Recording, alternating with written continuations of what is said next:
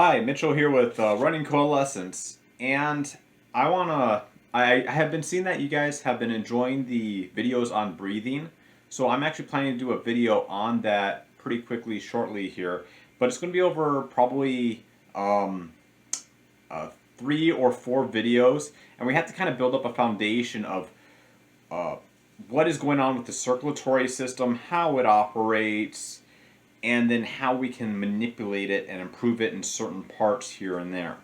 So it's going to be a multi uh, series video of 3 or 4 videos, but I just wanted you to have a heads up on that.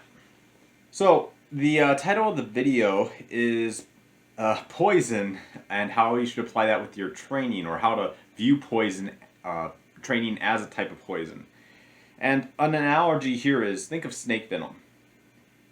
When there are people actually that want to build up a immunity or a resistance to snake bites, so what they'll do is they'll take a little bit of venom and introduce it into their body, and then their body will actually build up a resistance to it. Then they'll start applying more and applying more, and their body will apply more of a resistance, to eventually to the hopeful point where if they get bit by a snake, they are fine relatively, or they don't have to be rushed to the hospital at all, or they pretty much just the case of the severity isn't so bad. So that's the goal of when people will use snake venom and apply it to themselves. We can take this kind of metaphor and apply this to our training too. I've had people ask me, how much should I work out? How much should I train? Well, it's going to depend if you are brand new or if you are more seasoned. A big problem that almost everybody has, especially around the New Year's, they go back to the gym, but then they go every single day.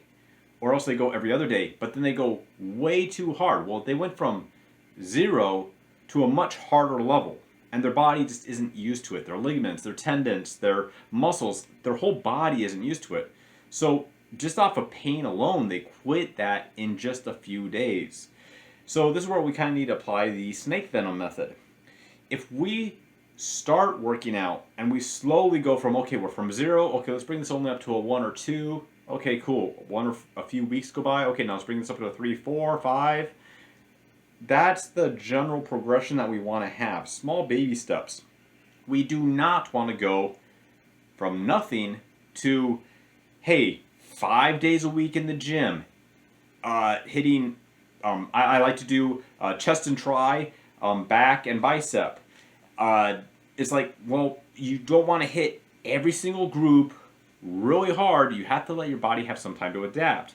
Running is no different. Imagine if you were able to bench 200 pounds and then just one day out of nowhere you're like, hey, I'm going to bench 300 pounds. That's going to hurt. You're going to be jacked up. You're going to rip stuff. Your cartilage won't be able to take it. Your ligaments and tendons are going to be hurting like hell.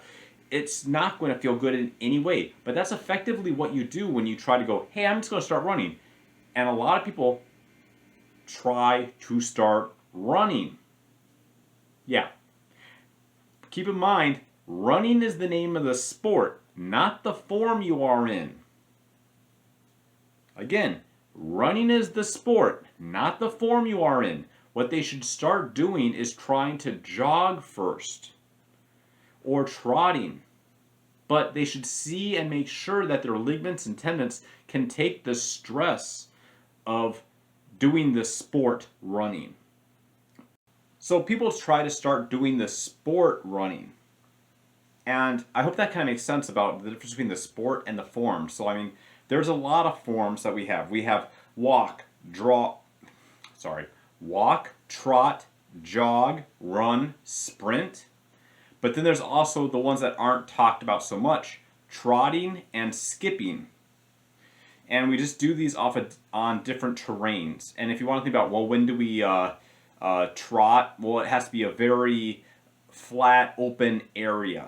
Okay? When do we skip? Well, think about if we were going through an uneven area, through some rocks, or through a dry bed, or we had to, there's holes in the area where we're kind of bouncing back and forth real quick, but we're having more of a vertical movement rather than a forward movement. So we have these other forms that we use, and they're all technically the sport running when we're adjusting throughout them. And when we turn, well, we may be jogging, but then we may have to do an aggressive turn real quick. Well, we're going to do a quick run or acceleration to do that turn or to redo maneuverability. And when I say that, I mean you'll have like a slower cadence, and now you're going to turn or slow down.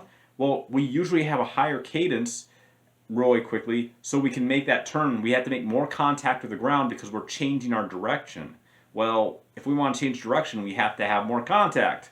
So what does that look like? Well, our cadence just jumps up real quick. So we usually kind of go into a light running form. So that's just something to kind of keep in mind is what I'm trying to say overall back to the poison is people try to go too hard with their running too fast and their body just can't take it, and then they go, oh man, I hate running, I hate how it feels, I hate how it feels when I'm breathing this way, and it's like it's too intense. Again, if you're having a hard time breathing, slow down because this is going to be really foreign to your body. You need to just get used to the general motions. I do appreciate you guys for watching the channel, and hopefully let me know if you guys have anything that you want me to mention in the comments. Like, subscribe, all that stuff. I am possibly going to have a consulting service, and it'll be in the links if I have it when you go and check it out. It may or may not be there, but I'm thinking about just letting people get a hold of me over Discord or something like that, and seeing their logs, then kind of pointing out, hey, this is where you're going. One direction or another direction, what's your goal, long distance, short distance, what are your times are you trying to hit, and just kind of doing a